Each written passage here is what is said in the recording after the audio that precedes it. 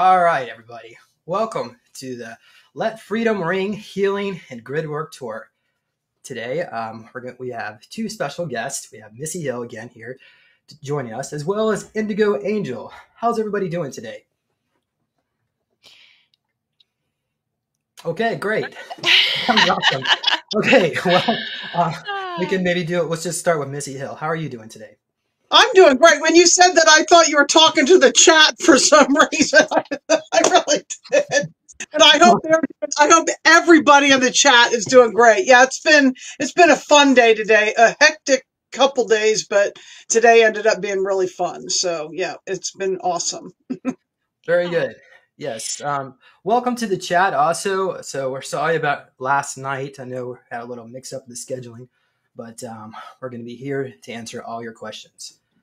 So let's start with everybody's bios. So we have Amanda Jane DeMarco, also known as IndigoAngel, will be sharing about her Let America Let Freedom Ring Planetary Healing and Gridwork Tour on April 11th to the 13th, 2025 in Charleston, South Carolina. A transformative initiative focused on clearing the seeds of contention and war codes to restore unity consciousness through amplifying and working with. Hold on a second, guys. So I got two things of tea here because I needed to make sure I stay caffeinated. But I don't do coffee because that'll be really going. Okay, a transformative initiative focused on clearing the seeds of contention and war codes to restore unity consciousness. Through amplifying and working with the crystalline grid and Christ consciousness, she is dedicated to bringing the rainbow of peace to Earth's grids. This mission aims to prevent war, heal the impact of the first shots fired of the Civil War, facilitate global J-seal removal, and address hurricane devastation with a focal point in Charleston, South Carolina. Founded in 1670 as Charleston played a pivotal role in the American Revolution and later became a flashpoint for the Civil War when the Confederate forces attacked Fort Sumter on April 12, 1861. Again, that's around the same time, right? We're doing it April 12th. This event seeded deep contention, reinforcing fallen systems such as slavery matrices, victim to victimizer dynamics, black hole entities from WISA, 666, and phantom wormholes. Located on a fault line and within the Bermuda Triangle, Charleston is also home to submerged crystal pyramids that hold planetary significance.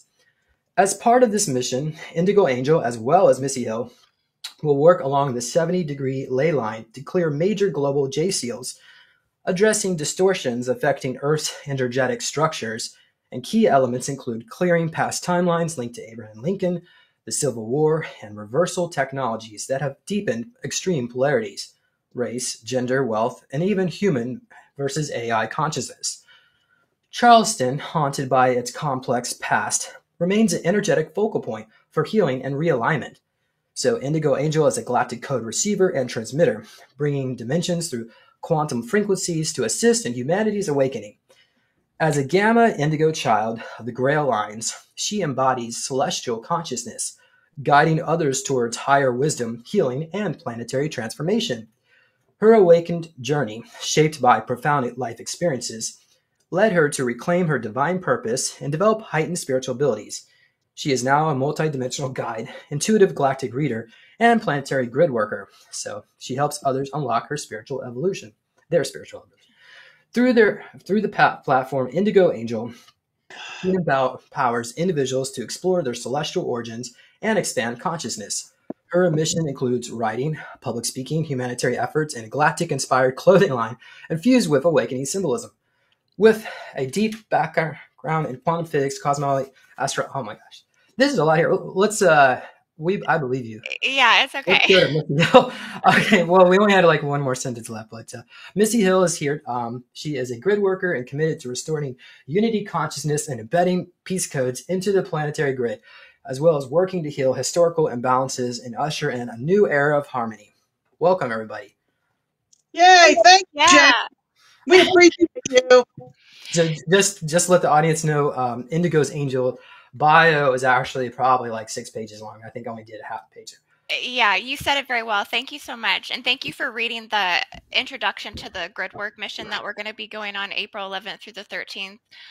Basically, everything you were just saying was laying out the details of everything that needs to be cleared right now in South Carolina and Charleston, because there's so much going on in the collective right now and on a planetary level, according to the grids, according to the current events, according to the holy war timelines that are literally raging right now and fracturing all kinds of splinters in the third dimensional fields and the third dimensional parallel timelines. And everything is just really chaotic right now. There's instability in the grids. There's, war, there's division. There's like a vacuum seal that's going on that's pitting a lot of the right-minded and left-minded ideologies against one another.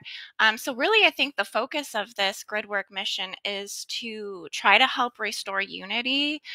There's definitely a need right now for global war prevention. As you know, the whole planet right now is like, things are a little crazy. You have, Russia and Ukraine, you have Taiwan and China, you have the Middle East and Israel, you have the Venezuela gangs, we got stuff popping off with Canada and the tariffs. I mean, things are just like, there's a lot happening at a rapid speed. And so I think it's really important right now that we provide opportunities for especially those of us in the higher consciousness community and the grid worker community at this time to be able to come together and be able to have ceremony, be able to address the issues that we see on that higher dimensional level, and really bring in the higher Christ consciousness and work with the guardians and work with the stargates and ley lines that I think we can be most effective with bringing transformation in the spiritual realms.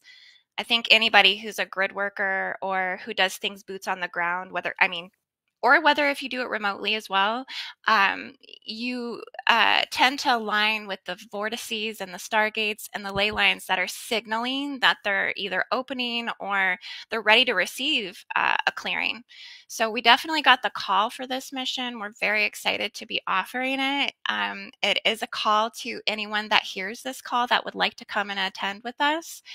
And yeah, we're just looking to bring forward big changes and evolutionary shifts and work on behalf of the original divine blueprint of humanity. Well, very good.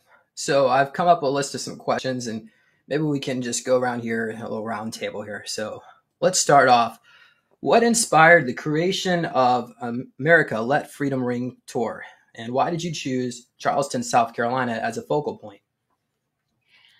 I feel like that's a good question for Missy. Yes, because this happened for me in 2015. And actually, even before that, when I went to Puerto Rico, James, in 2013, I happened to go to Puerto Rico with my friend Joshua P. Warren, who I was just sharing with you a little bit about, because when we went to that Appalachian Starseed thing and we hung out together. Well, anyway, when I went on that trip and I went to Starforce San Cristobal, I was at La Garita del Diablo, which is the point of the Bermuda Triangle, because the Bermuda Triangle has 3 points.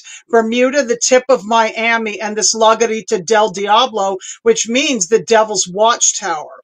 And the place was guarded by iguanas. There was a bunch of iguanas sunning themselves, and they telepathically spoke to me, and they collectively said that they were connected to the goddess Inanna. And that kind of bothered me because Inanna is an Anunnaki goddess. But they said, just because we're part of the Anunnaki doesn't mean we agree with this whole patriarchal domination thing. And then they showed me that the Bermuda Triangle was actually a weaponized plasma. It was feminine in nature. And the reason, and the spin and the particles were changed, so it made the ships go down like into a black hole, into one of these black hole systems, kind of like the goddess Pele. If you know, in Hawaii, the goddess Pele, I got the name Scorned Woman. And, I talked a little bit about this before, the Scorned Woman piece. So when I went to Charleston, South Carolina in 2015, on a vacation with Ron, we were staying on James Island, James. And from James Island at the campground, they actually had like a little shuttle bus that we took into Charleston, and we had the whole day. So we decided we wanted to do, because this way we didn't have to drive. We wanted to do Fort Sumter. And when we took the ferry to Fort Sumter, then I immediately knew, I could feel it, that there was something wrong, that this was holding things in the grids and the timelines. I could feel the war codes, because when I did Star Knowledge in 2012, I was briefed that Mount Mitchell, which is the tallest point, tallest mountain east of the Mississippi and east of the Rockies, that stands at 6,684 feet. Mount Mitchell was showing me that she held in the grids all the timeline memories of everything that happened to do with the Civil War and all polarity consciousness, whether it was, divide and conquer, black against white, rich against poor, north against south, masculine against feminine, all kinds of race wars, victimizer programming. And then when I went to Fort Sumter, I saw the connection actually between Mount Mitchell and Fort Sumter. I got the download how Thanksgiving, because of Abraham Lincoln and how much death was on his timeline during the Civil War, those 4 years that he was president, that celebrating Thanksgiving was actually fueling Civil War codes because of what the turkey represents and giveaway, and the fact that they do this turkey pardoning ritual, which connects in even with what the Jews do when they have a scapegoat. They put the blood on the doorpost like at Passover. So it's like a repetitive thing in the matrix. So what I'm seeing, and I want Indy to, she's going to say her piece in the whole this, but what's been coming to us, I mean, as a collective, especially the divine feminine, is that the divine masculine actually has to stand up now, because the war was done mostly by divine masculine. The men were the ones that were fighting. And now with the rise of Arthur and Camelot, this is very important that the men hear the call. I want to apologize for divine feminine and the emasculation of men through the feminist movement and through liberalism. There's been a lot of the liberalism and the woke mentality that's brought in this thing of men can't be men. Well, that's shifting. Men are starting to stand up now. Indy, go ahead. Okay. Wow, thank you. Yeah.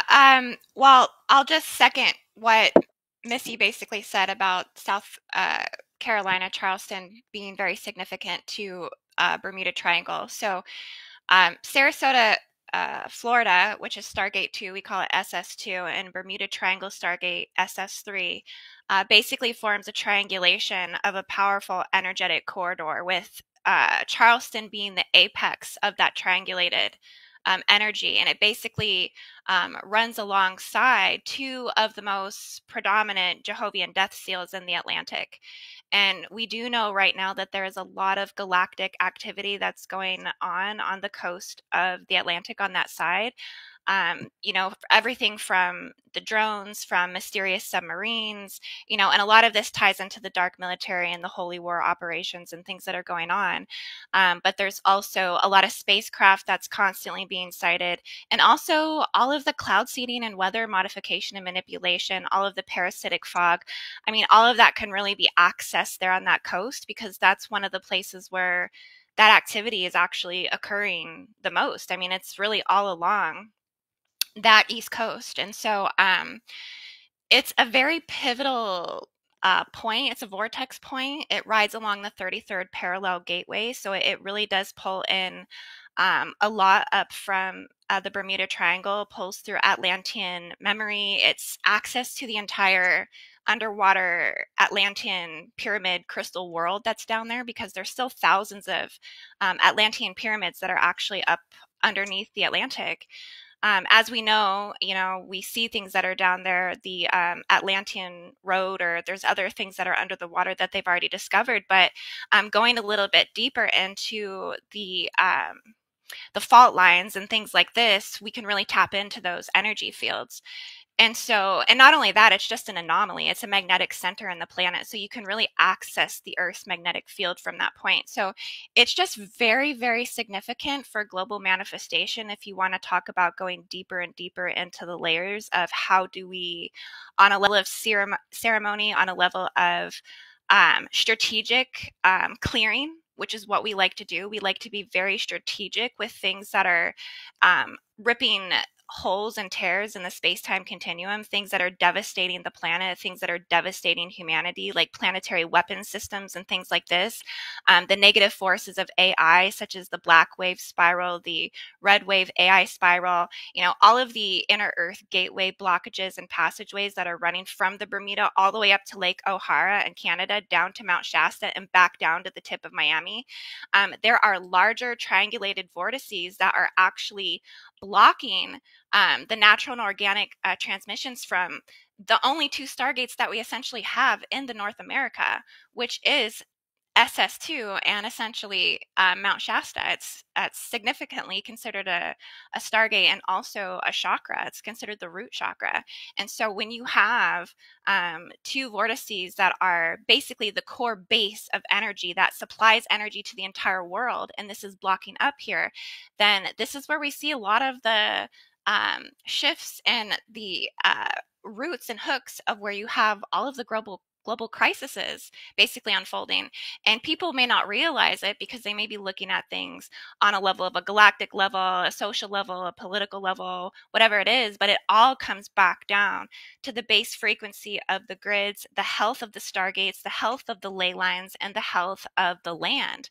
And so we've really seen the call and the need to clear, you know, all of the previous traumas from the previous timelines, because these are essentially things we haven't worked on. When we talk about other higher consciousness groups or whatever that are leading grid worker missions, a lot of people will kind of pivot to a couple significant things that have happened in history. I notice people will go and work on the Trail of Tears, or they'll go to, you know, to Mount Shasta or something like this. But we've been following a particular narrative that actually follows American history, starting with Washington, D.C., starting with the root, where they're rooting all of the AI smart cities, which definitely the District of Columbia, or the district currently of America, is a ground zero for a smart city.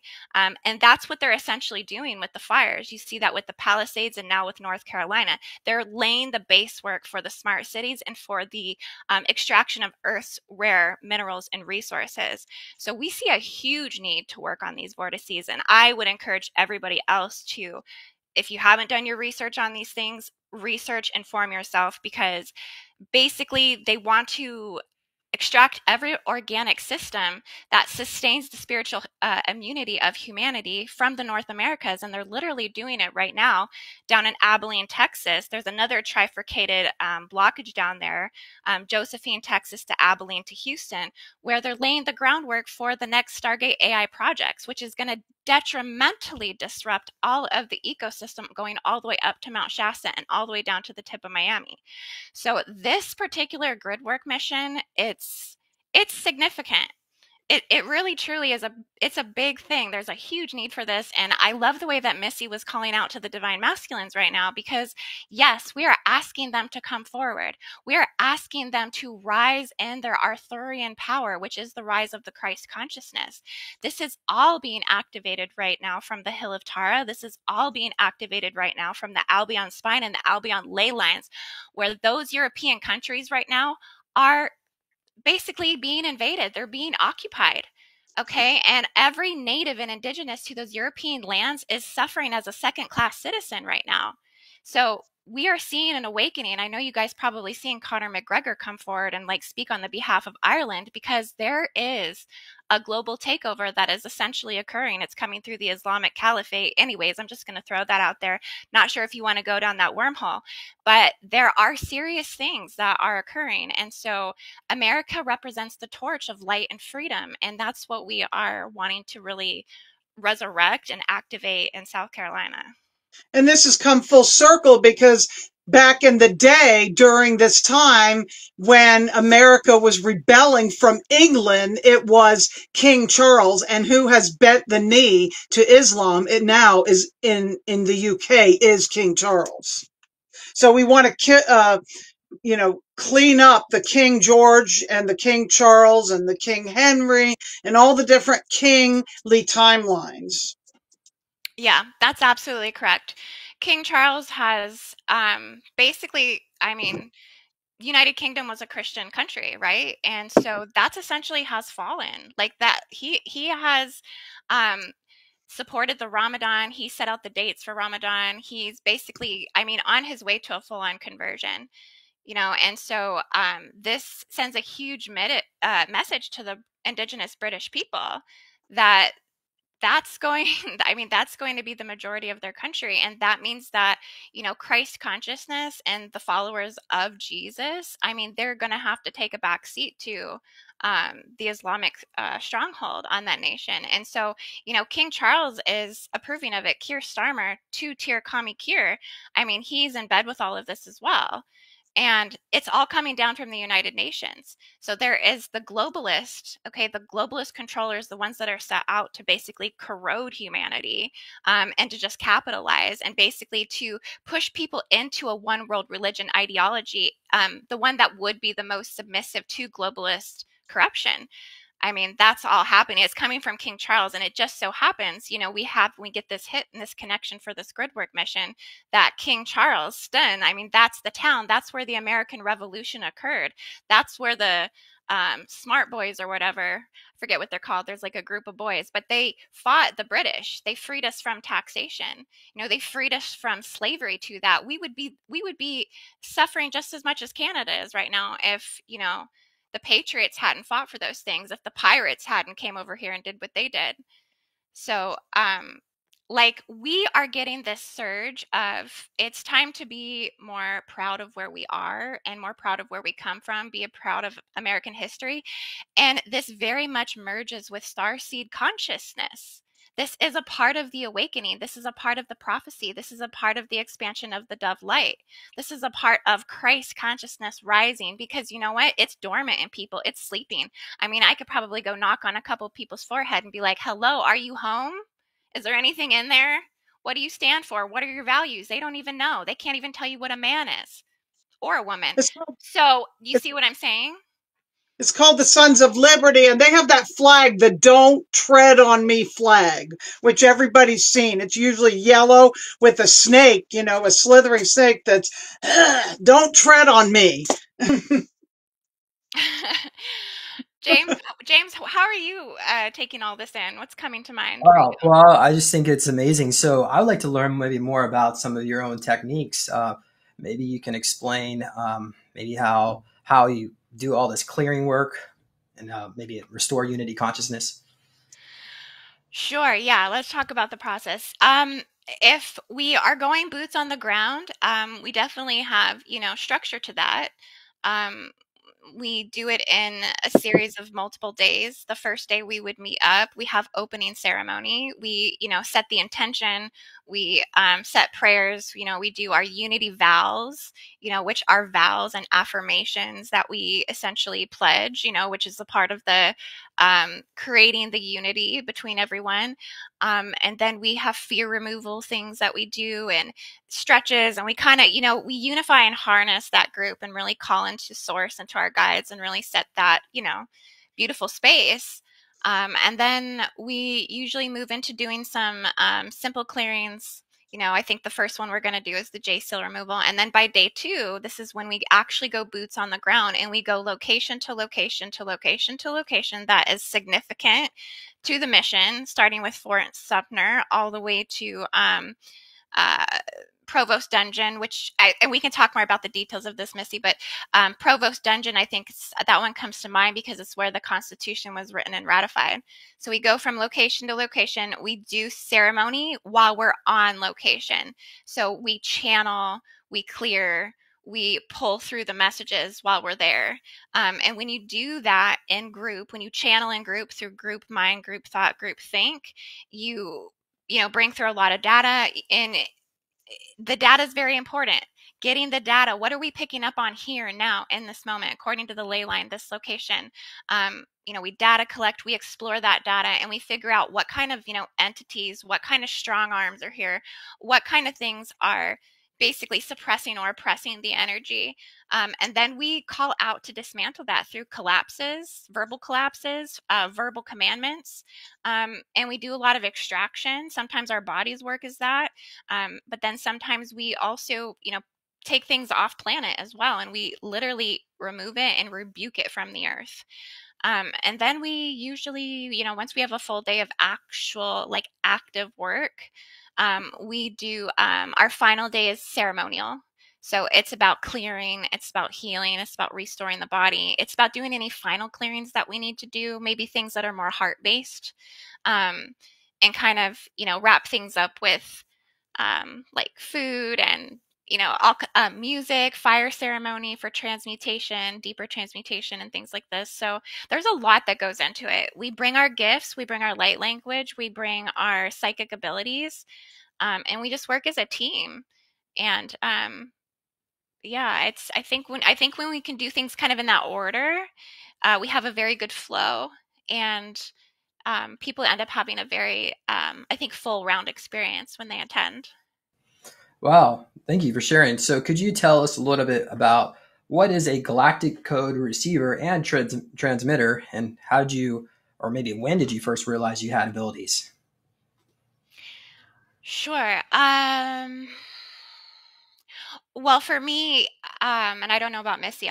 Missy can go next if you'd like, but I I think I've had them all my life. I've definitely been an empath and intuitive and a psychic seer since I was a child. I mean, I've seen angels and demons since I was a child.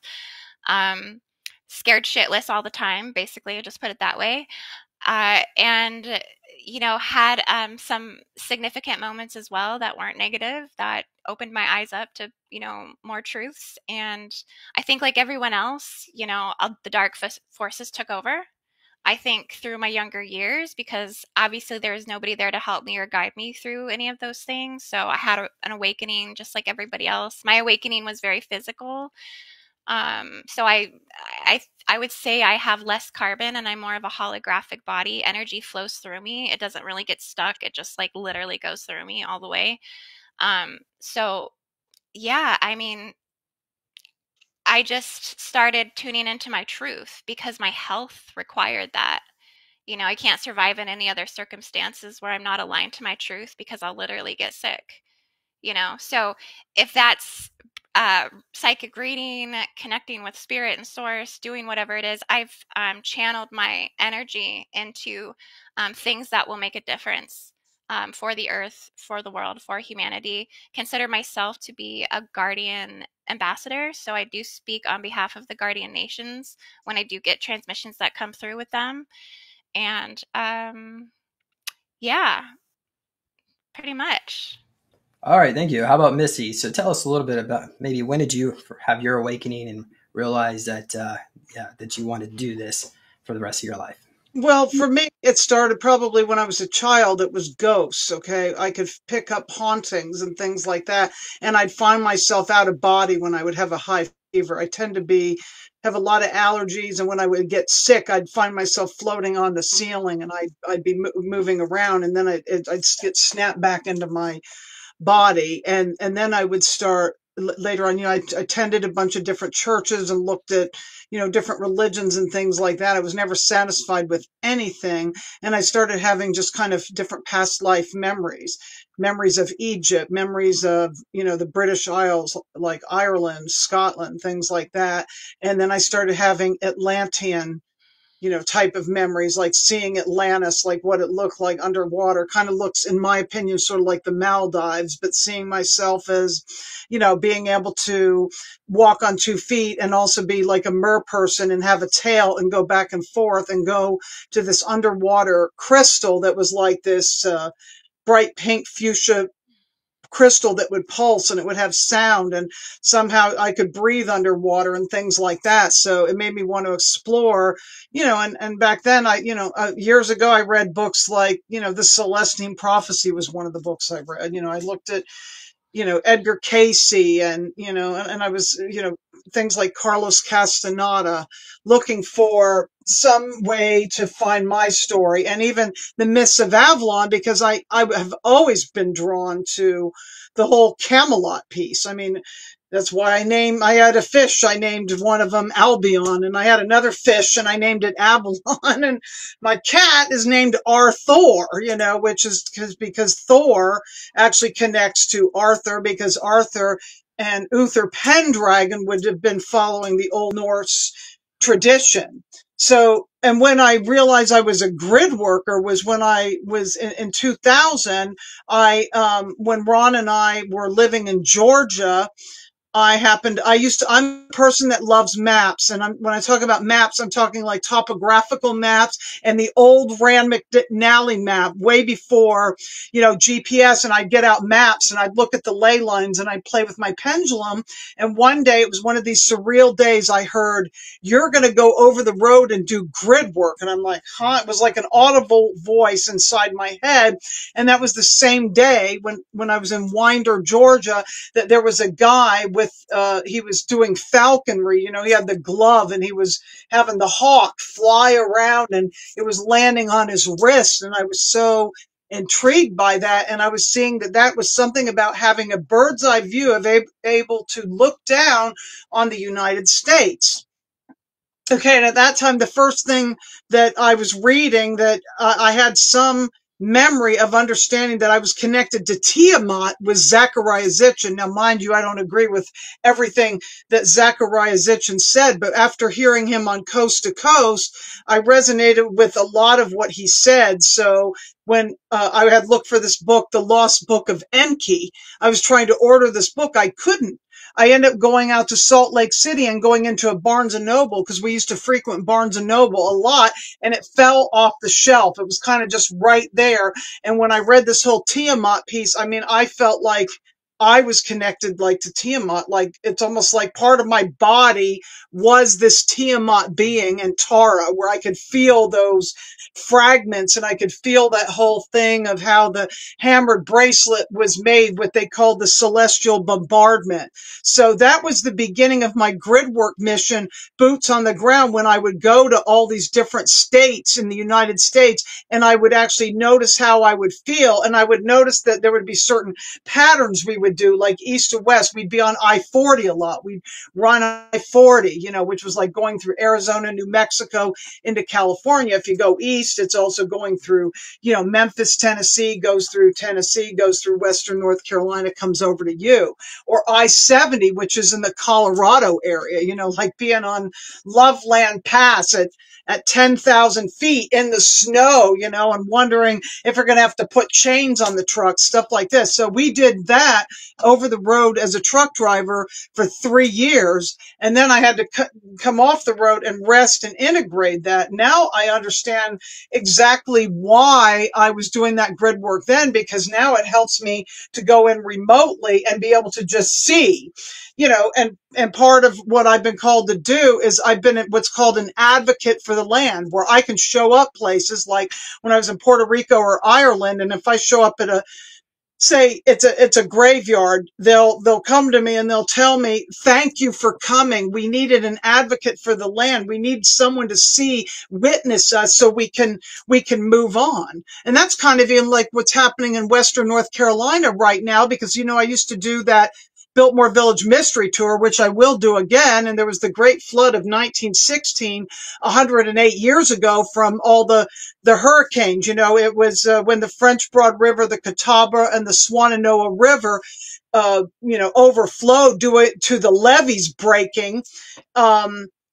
From a hurricane that hit Charleston, a Category 2 hurricane that hit Charleston, and a Category 3 hurricane that hit the Gulf in July of 1916. Well, it's interesting that we've had the same thing recently with this Helene, and the ones that were the guardians of the land, those ghosts that they told me it was like the changing of the ghost guard, they're able to move on. And now it's like new spirits that are, taking over. And so in Charleston, I remember being at St. Philip's Church, and one of the signers of the Declaration of Independence, trying to remember what the guy's name Can is I now. address something really quick? Because I just see some Yes. things going off in the comments about the cost of the event.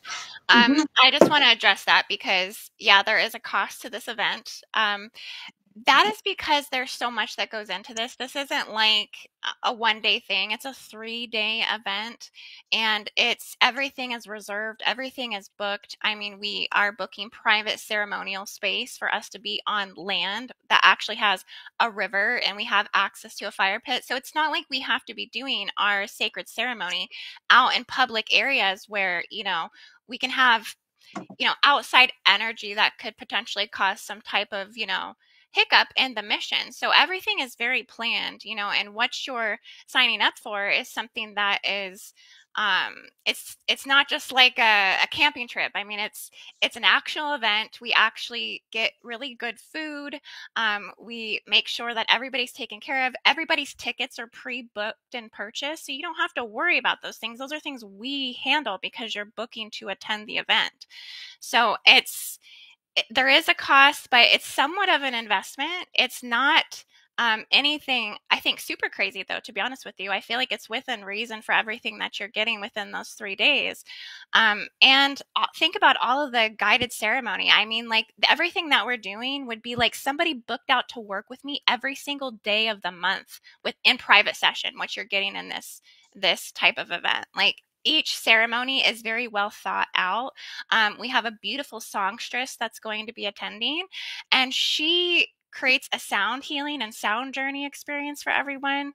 It's very well planned out, and so yeah, I think this isn't my first event that I've done. This is probably like my 5th or 6th professional event that I've put on for people. And so we just get better the more that we do them. We do try to price them accordingly to everything that is going into it, and then take some money off of it after the fact, like literally even reduce that, because it's a spiritual thing. So it's not like, we're looking to essentially, you know, rip people off in some way. It's not about that. And a lot of this money will even go back. It gets put back into things. I mean, especially like we've been talking about things we can do for the hurricane victims and things like this. So, there's a lot of options. There's a lot of things that we're still looking into when it comes to how we can help the community more with the devastation. But um, I don't like to see the negative, over in the comment section. I hope that people would understand that this is what the globalists want. They want us to do nothing. They want us to sit back. They want us to not be active and activist and people that actually, this isn't taking a vacation. This is going to work intentionally with the spiritual intention to heal, clear, restore, and prevent war in America, prevent war in the world. You know what I mean? So it's like we're like the boots on the ground spiritual team vouching for the original divine blueprint. So it's not something you're going to sign up and it's going to be a vacation. No, you're going to do spiritual healing, you're going to go to work on behalf of humanity, and you're going to be taken very well care of, because we care about every single person who comes. We care about what their individual mission is and why they were called to be there. If people come in and they need healing when they come in, we work on people. I mean, we've had people show up on missions that are like practically on their deathbed coming in. They're hurting so dang bad, going through all the frequency fences to get there, all of the sickness and illness that they're coming in with because they're living on their own. They have no family or friends. They're on their cell phones all the freaking time for companionship, and they're hurting when they show up to the group. I mean, we got to pump these people full of juice and love. I mean, that's really what has to happen. And we got to get everybody's vibration up, because we can't do the spiritual work if everybody's sick, hurting, and their vibration is low. Their fields are all torn up and they're weak. So, I mean, this is about soul family coming together. That's what you're investing in, is soul family coming together with the same like-minded mission. And so, yeah, I just wanted to speak to that. I hope it's not too far left field, but it's all coming from love and really the purest intention. It's a small business. It's not the Amazon Walmart of spirituality. It is not that. There's a lot of love and hard work that goes into this, for the advertising, all kinds of things, the food, all of it. Yeah. Well, for starters, walking tours are typically $35 an hour, and you've got 3 days of fun, jam-packed full of fun, and you get your food packages. Um, Someone was asking, does it include lodging? No, it does not include lodging. No. Because as you know, lodging in Charleston, I've been there. One time I got this. I tried to find the cheapest hotel, and and I drove up, and this was it like a Motel 8, and it was in a really bad side of town. It's like nope. And I went to stay with my friend in Columbia. So just are there arrangements to find a hotel affordable lodging in Charleston? Well, we do have a couple suggestions. Missy, you had recommended a couple hotels that you were pretty fond of. Which ones were they?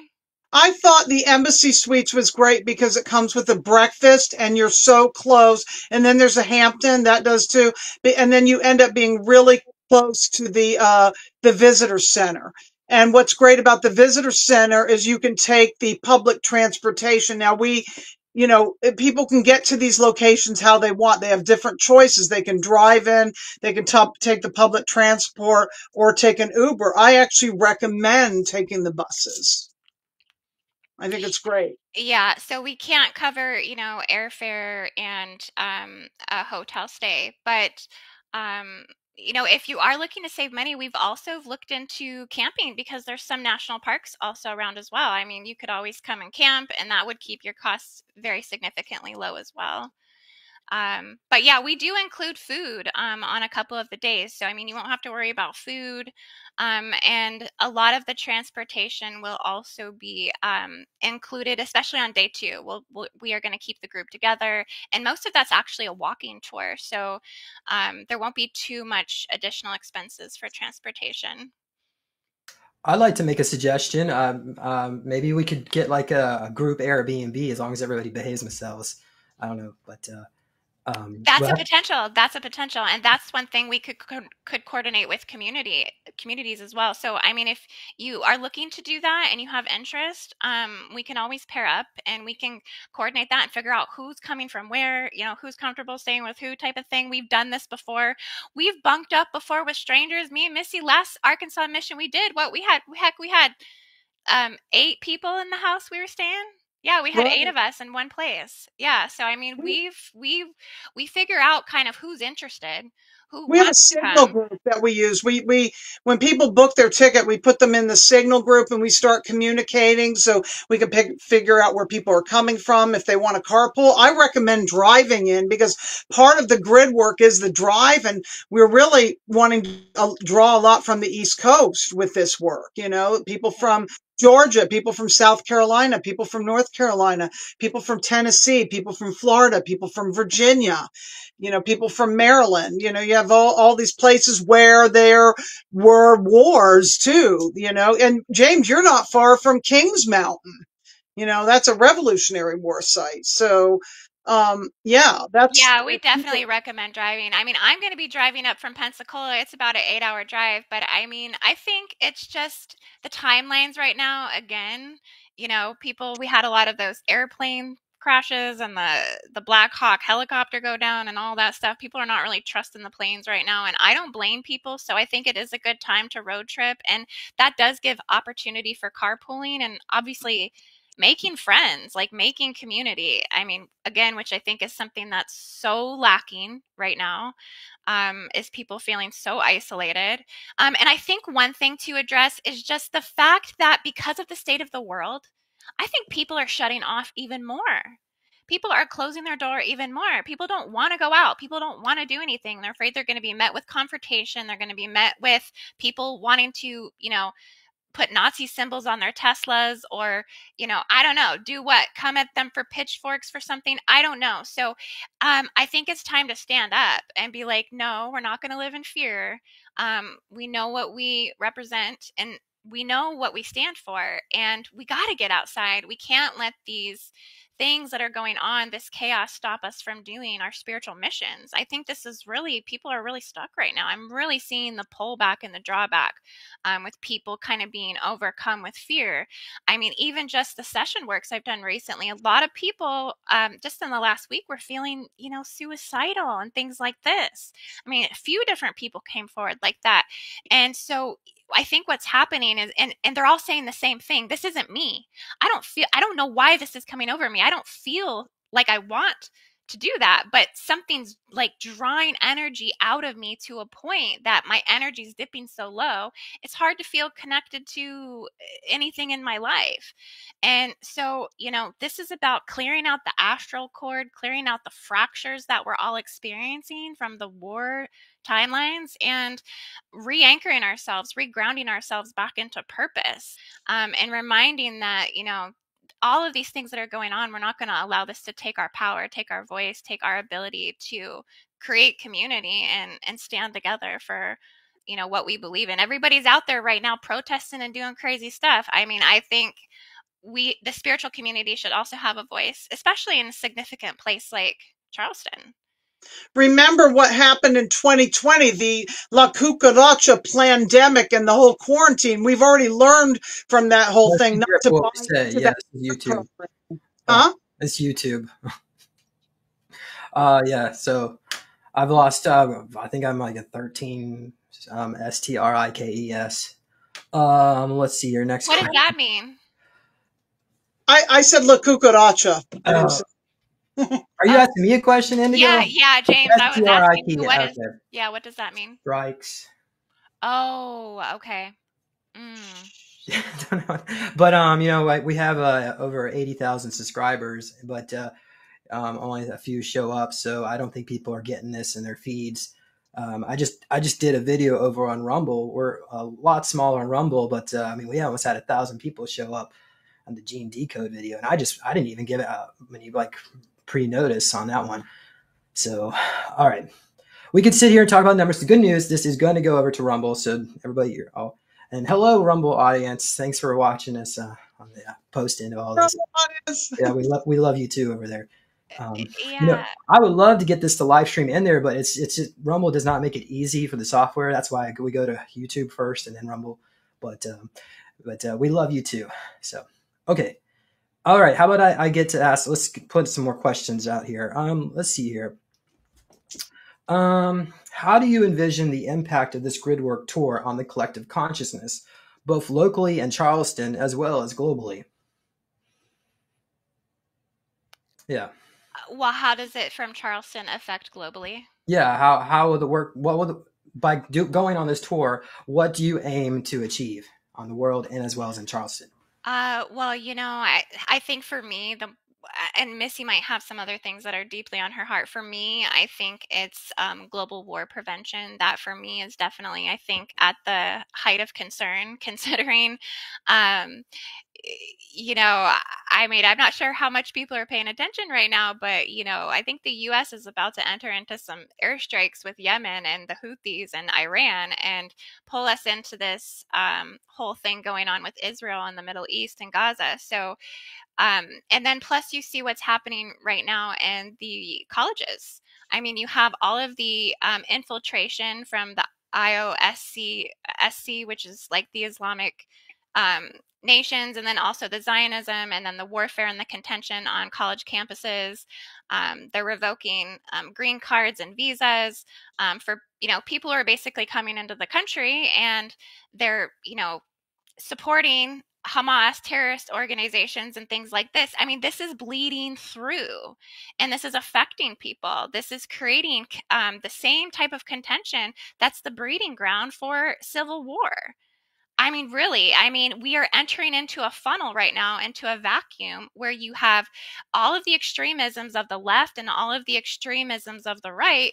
They're playing out. Darkness is coming to light, and there's a lot of growth that's happening right now. We're going through a very challenging time. And so I think focusing on global war prevention how that works on a global level, we're going to be hitting Charleston, SS2, SS3. I mean, this can clear the Akashic records all the way back to the fallen Atlantean codes. I mean, because we're accessing the same gate systems that support the reality fields to those timelines.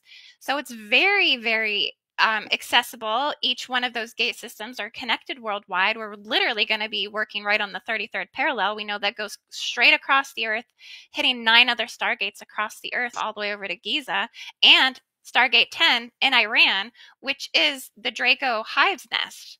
So, I mean, all the underground bunkers that goes through Sumer, goes through Uruk, it goes through old Mesopotamia, all the Anunnaki starfort ports going through Saudi Arabia. I mean, really, it's about running transmissions from our light bodies into the ley lines. This is how we clear. We are the instrument. Our mind, our consciousness, we work through telepathy and telekinesis and telekinetic group thought. And that creates things to move and shift through the spiritual realm. You know, we can literally target and isolate very negative entities and archons and Dracos. We can extract them out of the planet just by holding the 12 pillars of light and the original divine 12th dimensional sound and light fields and harnessing that in a group. There's certain ceremonial formations that you can do that actually like sustain the template. And run the transmissions into the earth. We work very much in synchronicity with the earth, the consciousness of the earth, the spirit of the earth, calling that forward to also support Mother Earth as well. I mean, this is why people feel like they're feeling suicidal and things like that. It's because she's drawing life force energy from us to sustain. I mean, what happens when you're under attack? You pull away your resources so you can repair what's going on within you. That's what's happening within the planet right now. And so we are diagnosing the quality of the health. We're speaking to those things and giving a voice to those things. And so it just expands. It just flowers out. It runs the recorrections through the inner earth gate site passageways in the inner earth race morphogenetic field. It recodes it. That's kind of how we do it.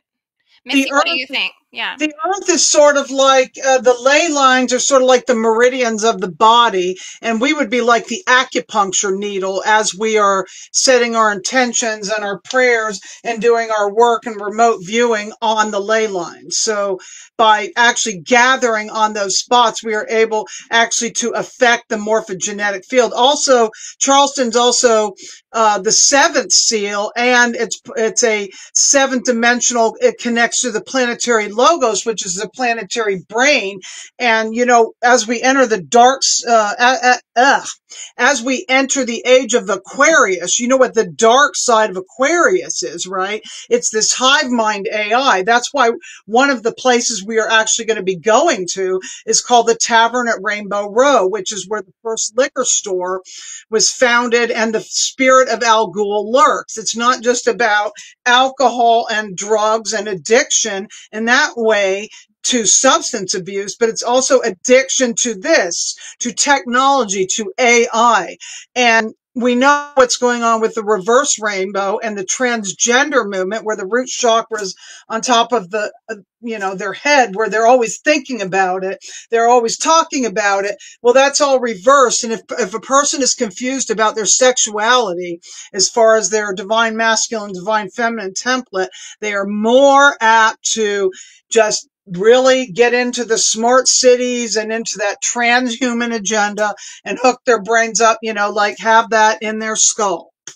And we want to mitigate and change all this. This is not a timeline we want to go down. We've already did this in Atlantis. We don't, this is Atlantis. When I went down to Florida in January, I felt like I was in Atlantis. I really did. It was just like, oh my God, like here we are again. And we need to get it right. We don't want to do certain things. So you guys hear the call, answer the clarion call. I also have a picture that I can share. Because I think someone said in the chat that it wasn't a part of the Bermuda Triangle. I mean, I have a picture that shows you how this connects in the triangulation, if I can share. Sure. Yeah. Just you see the little nut thing there, just right next to settings. There's a little arrow that points up. It's right below you. Oh, wait, hang on. Screen, yeah. Oh, yeah, I see that. Screen click on share. share screen and then select which part of your screen you want to share all of it. Okay. Okay. Is All it right. Yes. showing? Hold on a second. I have to take this off and then we can, let's, oh, there we go. Okay. Actually, maybe you want to see this better? All right. Yeah, that's great. Okay. Awesome. So, yeah, I mean, this top star here is Charleston, South Carolina. And then this ley line runs down to, you know, SS2, Sarasota, Stargate, Florida here, and then over to Bermuda Triangle. JCL 3 is actually right here. Like, it's perpendicular. I think they could be technically one and the same. And 4 is in the Bahamas. Yeah, and there's also actually a JCL right here over in the Atlantic as well. So it's all running down this particular vertical ley line. And what the JCLs are is they actually are death seals. So they actually are wormholes that are funneling energy from your body, from the land, out of you and funneling your energy. So when you're getting like highly siphoned and hijacked and taken over and running out of energy and feeling like crap and feeling, you know, sickness and all that stuff, I mean, they can turn these on. They literally turn them on, and they're very turned on right now, considering that, you know, the holy war shenanigans is running on the planet. So yeah, it's all happening over here on the coast, and this is the triangulation of the energy. So everything that's coming from Bermuda is running up to Charleston, running through Charleston, running up through, this continues to go all the way up to Canada, to Lake O'Hara, and cuts over to Mount Shasta. And then this one here, yeah, SS2. And then this is the ley line that cuts down to Miami, that's running across the Gulf of America over and through the other trifurcated area and contention zone that's in Texas right now when it comes to Project Stargate AI. So yeah, this is a very significant area, and this will be the entire vortice that we'll be working on. And just so somebody has kind of an idea, these stargates are not just this tiny area. Stargate 2 covers all the way over to Biloxi, Mississippi, all the way over to Charleston, South Carolina, all the way down to Miami, and through the entire Gulf of America. These are huge radiuses. The stargates nurture the land, the organic resources, the life force energy that keeps people, you know, connected to life, essentially, to the interdimensional spectrum, to their galactic quantum energy in their body, everything that really sustains them. So, I mean, really, according to this whole trifurcated Stargate zone, we can recorrect the entire east coast of the nation, going all the way up to Canada, and turn on those Turtle Island codes and essentially clear all the 13 natural, rhythmic, organic orders within time. We can, yeah, huge corrections we can run here. And since it's had problems, you know, the Sarasota Siesta Key area has been dark flowering. It's been temporarily moved over to Mar-a-Lago. That's what I got when I went down to Florida in January. And if you listen to Alexa months ago, there was a meme that was going around. People were asking when was the next category, whatever hurricane going to be, and where would it hit? And they were saying Miami. And you had some vision about Miami, Indy. What was that back in? I think that was in January. Something was going on with Miami. Yeah, I had a vision that the fabric of Miami, like the tip of Miami, was eventually going to break off and be pulled off into the Bermuda Triangle. That would eventually fracture and be pulled in, just as similarly like as Atlantis sunk. Like, and I kind of feel like that's actually what happened, is portions of the land essentially broke off, and it was a geological upheaval, similarly to the sinking of Mu, similarly to the reconstruction of Pangea, similarly to Altair reformation that's happened throughout history, that will fracture off, that it's already being pulled on in the parallel timelines. I already foreseen the fractures. And then it was so synchronistic because we were connecting in with like AI, and at one point, you know how you can ask AI like, what are the predictions of what's going to occur for 2025? It tells you a list of all of these programmed and scheduled weather disasters that are meant to hit. And it said September 2025, level 5 hurricane was going to level out the tip of Miami. And I said, that's so strange that I had that vision, and this is what AI is saying. So I don't want to preemptively, like, you know, manifest anything like that in the timelines, but it's just concerning when you have visions like that. You want to definitely, you know, try to clear whatever's bringing those things through and try to keep the highest timeline in place. That's for sure. I asked, hold on, Missy. I asked Jimmy Payne about Florida going under the sea, and what he said is that when the Nibiru comes around the mid 2050s, it's going to pull the tide away from Florida, so you can walk to Cuba, and then when it leaves, the tide's going to come over Florida. So that's what he was saying. But Indigo, do you think that resonates with you, or maybe? Yeah, definitely. And, you know, I think we have to look at the ancient artifacts under the waters before, because, I mean, there's so much. I mean, if you do little deep underwater scuba diving around Cuba and around the all those areas, I mean, there's all kinds of underwater artifacts and underwater cities. And what's that trail, the underwater road called? There's an actual road under there. The Bimini Road. Yeah, the Bimini Road. And then, you know, even the Fountain of Youth, Ponce de Leon type of thing is in the Bahamas. So it's a very mystically, paranormally activated area, right? And I think this is what's been happening as the timelines cycle through, that it continues to fracture off, and the cities collapse and go under the water there. That it's a place that it's happened multiple times throughout our ancient history. So that's really interesting that the information you're getting is aligning up with that as well. I'd like to comment. So I did a session with Kimberly about the Fountain of Youth, and what she said is it was located right underneath the area where Disneyland is. Disney World's located. So so initially the conquistadors were looking for technology. They weren't really interested. I mean, that was part plan two, the backup plan to convert the indigenous populations to their version of Christianity, right? But so what happened is we had a Mayan breakaway civilization. They moved underground during the last cataclysms, and there was a underground Stargate portal that was opened up, where water was draining from this higher dimension, coming in and coming up to the surface, where it did have healing capability.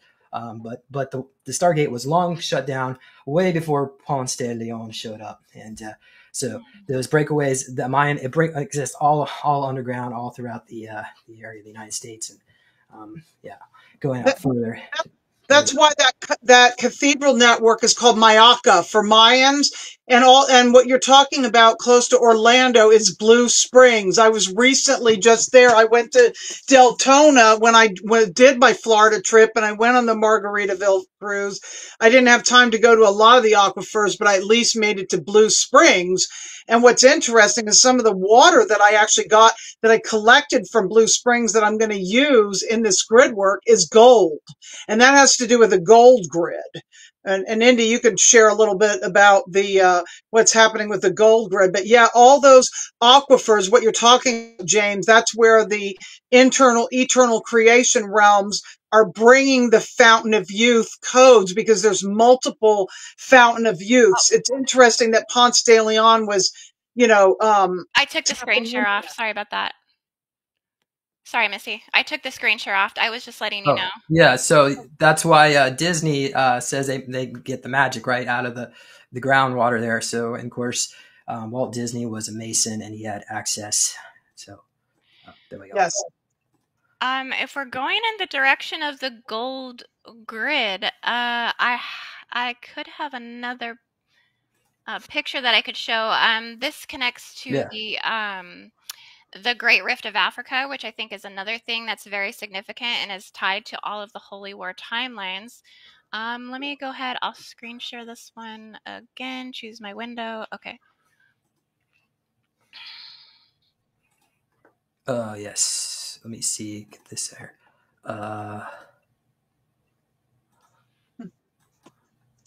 One of these. There we go. I'm really enjoying reading your comments. Your audience is. What do you think about our audience compared to some of the other shows you've gone on?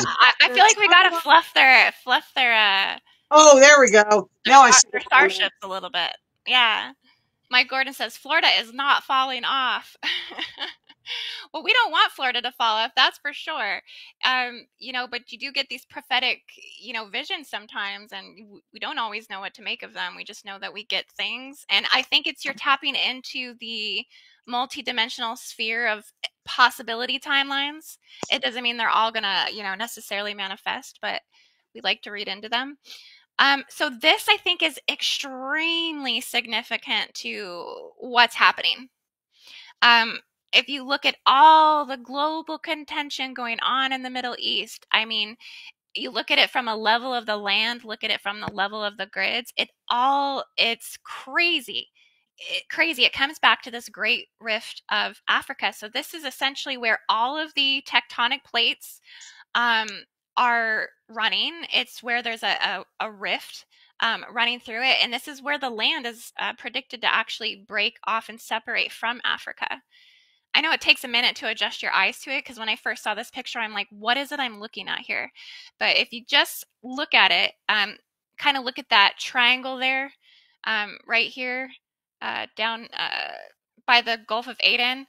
This is called the Afar Triple Junction, and this is where the greatest fracture is currently splitting. So anything, you know, volcano, earthquake right now, this is essentially tearing more. These are actually tears that are running down in the land that go all the way down to Mount Kilimanjaro, Lake Victoria, and I think this area right here is very significant. We do think that there are solar discs that are running in the land here that can be activated, that can run healing codes. But I would say that this is an older picture, that this rift may even actually currently run all the way down to the tip of South Africa currently. So it would be very interesting if this breaks apart. But what's so interesting about this is when you look at where it's rifting, where it's separating, okay, any sort of geological depression like this that's separating on a deep, deep level of the land, this is separating on a deep, deep level of our bodies and also our minds, our spirits, and our consciousness. And you think about where all the deepest separation